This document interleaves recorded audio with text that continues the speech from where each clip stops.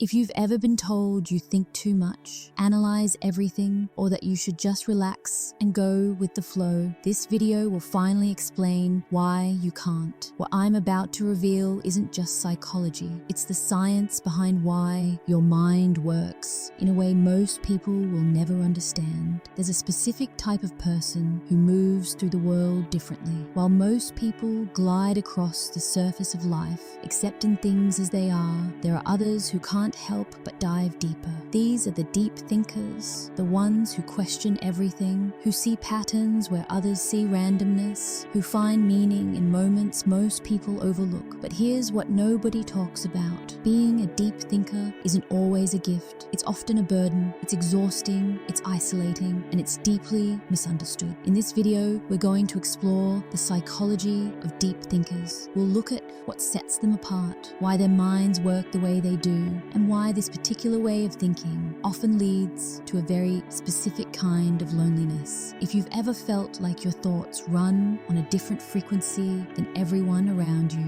keep watching. This is for you. Deep thinkers don't just experience life, they analyze it. Every conversation, every interaction, every fleeting moment gets processed through multiple layers of meaning. When someone says something casual, a deep thinker doesn't just hear the words, they hear the tone, they notice the micro expression that flashed across the person's face. They wonder about the intention behind the statement, the context that shaped it, the emotions underneath it. This isn't a choice, it's how their brain is wired. Neuroscience shows us that deep thinkers have heightened activity in their prefrontal cortex, the part of the brain responsible for complex thinking, planning, and analysis. But they also show increased connectivity between different brain regions, particularly between the areas that process logic and emotion. This means they're constantly integrating intellectual understanding with emotional awareness. The result, they can't turn it off. While others can watch a movie and just enjoy it, deep thinkers are analyzing the symbolism, questioning the character motivations, noticing the cinematography choices. While others have a simple conversation and move on, deep thinkers replay it later, dissecting what was said and what wasn't. This constant analysis is both their superpower and their curse. Deep thinkers have an almost compulsive need to ask why, not just once, but repeatedly,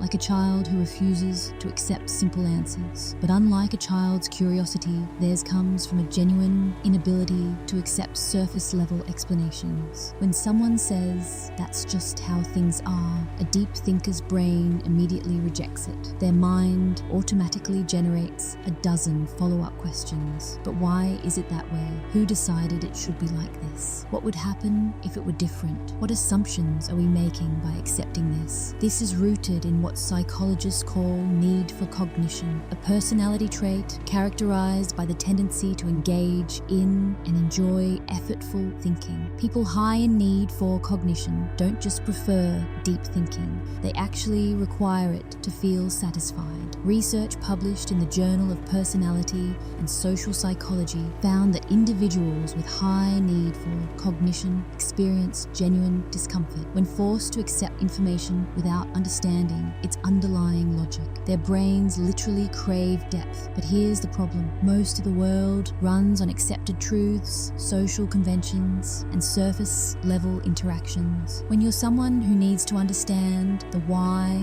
behind everything, you're constantly swimming against the current, and that's exhausting. One of the most misunderstood aspects of deep thinkers is their emotional life. People often assume that because someone thinks deeply, they must be cold or overly logical. The reality is exactly the opposite. Deep thinkers don't just feel emotions, they experience them in high definition. A simple moment of joy isn't just happiness, it's happiness mixed with awareness of its temporary nature, gratitude for its presence, curiosity about what triggered it, and sometimes even a tinge of melancholy, knowing it will pass. This is what psychologists call emotional granularity, the ability to experience and identify emotions with precise detail. While most people might say they feel bad, a deep thinker can distinguish between disappointment, frustration, melancholy, existential unease, and quiet grief. Studies from Harvard psychologist Susan David show that people with high emotional granularity actually have better mental health outcomes because they can address their feelings with more precision. But there's a trade-off. They also feel everything more intensely.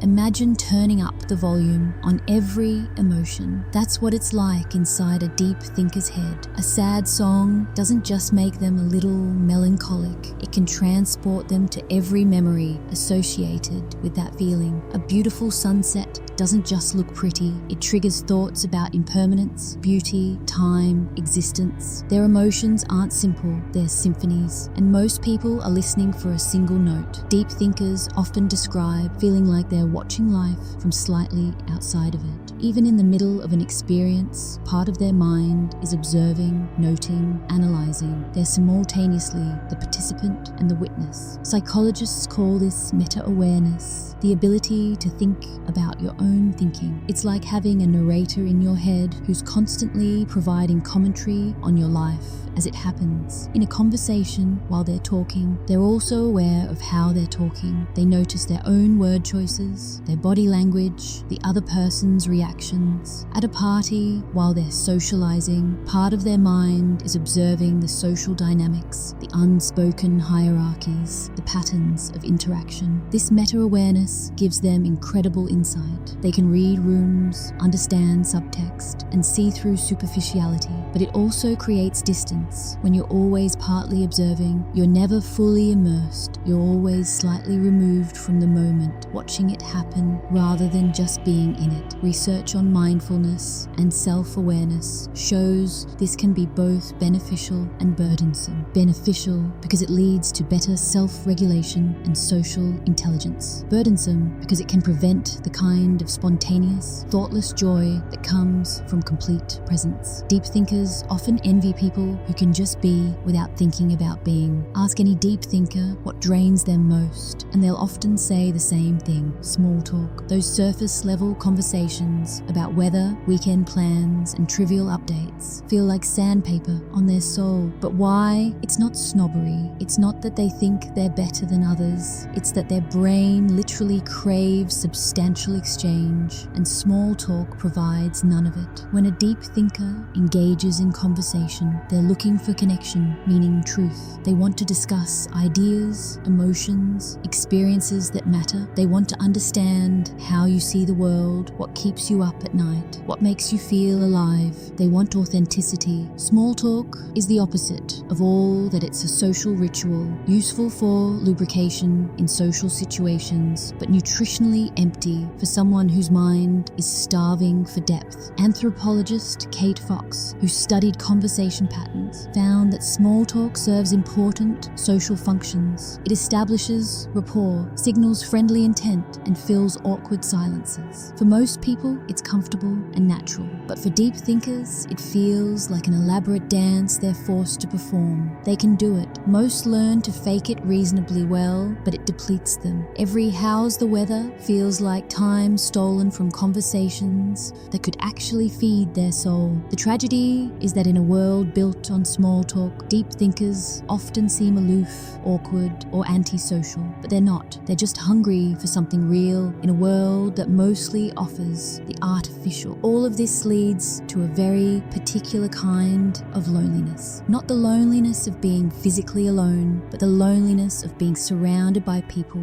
and still feeling completely unseen. Deep thinkers often struggle to find their people, because when you think in layers most people don't access, when you feel in dimensions others can't reach, when you need depth in a world that mostly operates on the surface, finding genuine connection becomes incredibly difficult. They'll sit in a room full of people and feel completely isolated. They'll be in a relationship and still feel alone because their partner doesn't understand the complexity of their inner world. They'll have friends but still crave someone who gets them on a deeper level. Psychologist Frida Maria from Reichman coined the term loneliness as distinct from aloneness. Aloneness is a physical state. Loneliness is the painful awareness that your true self isn't being met, seen, or understood by others. Deep thinkers live in this space constantly. They've learned to translate themselves into simpler terms, to hide the depth of their thoughts, to pretend their minds are quieter than they are, because when they've tried to share their full internal experience, they've been met with confusion, dismissal, or the dreaded "you think too much." Over time, many deep thinkers stop trying. They retreat inward. They find solace in books, ideas, art, things that can match their depth. They become comfortable in their own mental space because it's often richer than the company available to them. But comfort isn't the same as fulfillment, and this is where the real sadness lives. But here's what needs to be said, and said clearly. Being a deep thinker, despite all its challenges, is a profound gift. Not because it makes life easier, it doesn't, but because it makes life richer, more meaningful, more fully experienced. Deep thinkers are the philosophers, the artists, the innovators, the healers. They're the ones who write the books that change lives, create the art that moves souls, ask the questions that shift paradigms. They're the ones who see what's wrong with the world because they can imagine what could be better. Their analysis, while exhausting, also means they truly understand things. Their questioning leads to wisdom. Their emotional complexity allows for deep empathy. Their observer perspective gives them insight.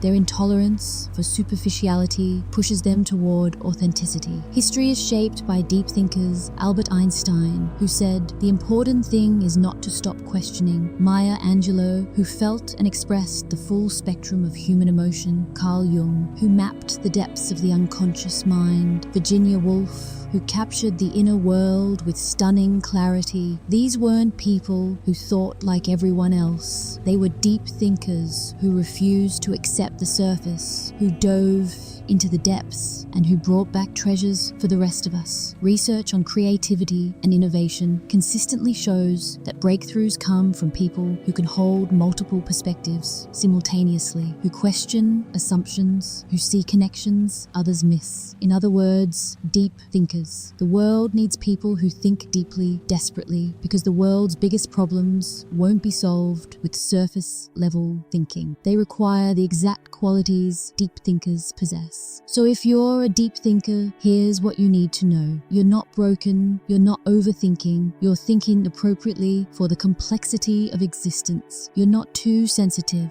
you're properly calibrated to the full range of human experience. You're not weird, you're rare. Yes, it's hard. Yes, it's lonely sometimes. Yes, you'll often feel misunderstood. But you're also capable of experiencing beauty, meaning, and connection at depths most people never reach. Your thoughts, overwhelming as they sometimes are also your gateway to understanding life in its full richness. Stop apologizing for your depth. Stop dimming yourself to make others comfortable. Stop pretending your mind is simpler than it is. Instead, seek out the others like you. They exist. They're out there, also feeling alone, also searching for someone who gets it. When you find them, and you will, you'll understand what true connection feels like. Read the books written by other deep thinkers. Listen to the music created by people who feel everything. Engage with art made by observers. You'll find yourself reflected there, and you'll feel less alone. And most importantly, use your gift. The world is drowning in shallow thinking. It needs your depth. Whatever form that takes, writing, creating, teaching, healing, innovating, do it. Your perspective matters. Your insights are valuable. Your depth is needed. Being a deep thinker in a shallow world is hard, but it's also important, and you're not alone in it. If this resonated with you, you're part of a community of deep thinkers who finally have a place to feel understood. Hit that subscribe button for more content that speaks to the parts of you most people don't see. Drop a comment and tell me which point hit hardest for you. I read every single one. And if you know another deep thinker who needs to hear this, share this video with them. Sometimes just knowing you're not alone changes everything. Thanks for watching, and I'll see you in the next one.